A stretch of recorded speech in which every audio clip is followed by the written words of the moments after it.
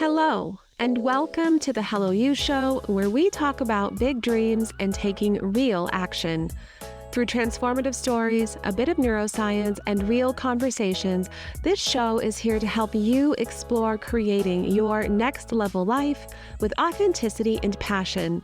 I'm Jessica Rice, a design techie and former engineering leader turned vision evolution coach on a mission to help other women rise up and lead a life of purpose.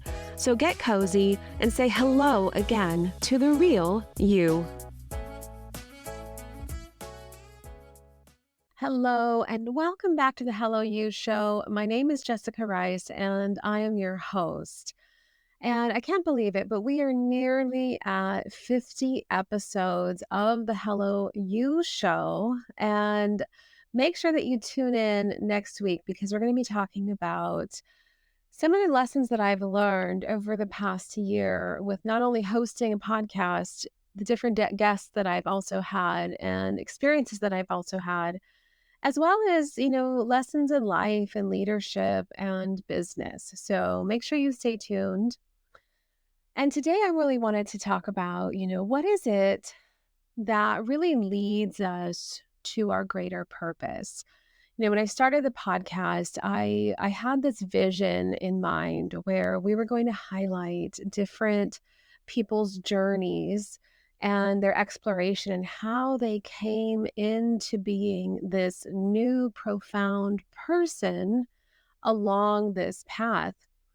And what I didn't really fully expect was the profound journey that I would have on that same path. Because to be honest, I already felt as though I had gone on this profound journey. Not to say that my learning was anything but over as a coach. And anyone who is a coach, you know that the learning path, it never ceases. But what came to mind for me truly is, when we're thinking about our purpose, sometimes we have these big, lofty ideas about what this looks like. And I know I've spoke about this in the past as well.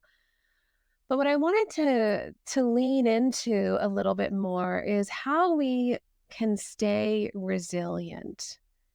See, our path, our journey, it isn't always going to be incredibly exciting. It isn't always going to be this upward momentum and trajectory that, is carrying us forward in this, momentum that we're just being pushed along like a strong current or wind. In fact, there's many, many times when we're in the valley that we are looking to what is next for ourselves, to what it is that we truly are seeking, to what it is that we are truly here to do. And I think that, as I sat in church on Sunday, one of the things that came to mind for me was like when we're in the valley is when we start to really lean into our truth, who we are, what it is that we're here to do. And we really start to have those bigger, deeper questions and call out for help. See, if you are continually climbing a mountain, oftentimes we're just thinking about that next step, that next foot, what's coming in front of us. And we don't have the time to process or to think about what's important for us to learn while we're on this journey, and what is it that we need in order to be the person that's ready for the top of the mountain.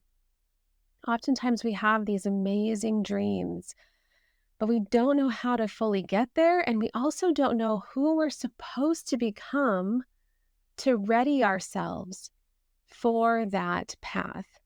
And so it's in the valley that we find ourselves. It's in the valley that we can start to see with greater clarity the decisions that are right for us and the decisions that are wrong for us. Now, if you've been paying attention to the news at all, you know that we are facing incredible times. We have global crises that are happening across different nations, some of it incredibly heartbreaking. We also are dealing with what we just had, natural disasters and hurricanes. And then on the celebrity side, there's just a gross display of abuse of power. And it can lead us to really start to question, what are we all here to do? What is the point in all of this? And I can say that with a degree of certainty, most of our success comes from that valley. It comes from that place of personal resilience. When we stay steadfast and true to our cause and to our purpose and exploration of who we are. And when we start to climb, that is exciting. But there's never going to be a climb without first being at a bottom. We can't climb from nothing, or if we're already at the top. So I think this is really important because what comes forth in this is patience. When we have a degree of patience and a greater degree of patience and stillness, is when we can start to really dig in and recognize our true purpose. Now, purpose isn't something that we find at the end of the journey. It's something that we start to find at the beginning. And as we continue forward, it starts to unfold more and more and more into this rich, beautiful tapestry before us. And what is most surprising sometimes is that it starts to change. So we come into it thinking one thing. Maybe we're thinking that we want to be uber successful in one area. But when we start to really think about our purpose, and as we start to shift from maybe even self-thinking to servant thinking, that purpose starts to open up new pathways and doors that we could not have fully understood or seen when we first started on our journey. And so I wanted to share this as hopefully some encouragement for those of you who have been on this path for a little while. Maybe you have been really wanting to succeed or break out of the mold or step away from a certain job or move into a new career trajectory. And maybe you haven't really seen the signs that you've been looking for, or maybe it just hasn't been quite possible yet. And that's okay, because when we are on the true path, it will come. But there are no shortcuts to true success. There are no true shortcuts to success. And if you've been looking at the news, then I think it speaks incredibly loud to some of this. And then we hold fast to our faith. We hold steadfast in that core part of our being that tells us that this is the road that we're to be walking down. When we come through the beginning of the year, say January, springtime, everything is rich, it's exciting, the flowers are blooming, and we tend to, adopt that level of excitement. And then we go through summer and we're still having that excitement, and then it starts to move into fall, and we're starting to recognize that the end of the year is really upon us, which is why it's even most important during the fall and the winter seasons, during quarter 3 and quarter 4, that not only do we continue to persevere, but we continue to stay persistent and also in stillness. See, sometimes we get really, really busy, filling our minds, filling our void with what it is that we're seeking. And it's in the stillness that we can find our answers. I've started this, new habit every morning. I'm trying to wake up at 5 o'clock in the morning. Sometimes it's more like 6, somewhere between 5 and 6. 5 is my goal, where I sit down, I meditate, I pray, and I start my day with intention. I used to think that I wanted to start it with fitness and doing all of these things, and I can never really look forward to it. But right now, it's really about setting intention for my day. Where do I want my mind to be? How do I want to show up in my business, with my clients? How do I want to show up in all of the various ways that are going to further not only my business forward, but me as a person? And so when we think about how we set ourselves up for success, we think about how we start to move the needle forward for ourselves. Oftentimes, it's in the little moments, it's in the pieces of ourselves that we tend to discount and we don't fully see. And I wanted to mention that because we're so busy trying to move forward, trying to think faster, trying to add more, trying to do more, that we forget ourselves and that we forget how to sit in stillness, how to sit in silence and truly find the answers that live within us before we just start filling ourselves further. So I wanted to give you a bit of hope, because in our patience is where we find meaning. In our patience is where we find our true calling. It's how we know that we're on the right journey. So those of us who they want it, people who want it really fast and they're going to take the necessary shortcuts and they may not go through the appropriate channels. They also fizzle out fast. They also don't have the perseverance to keep going. And I think in some cases, it's a test of our own perseverance, of our own desire to succeed, of our own determination. Are we fully committed? I was asked this morning, are you planning on, returning to software engineering?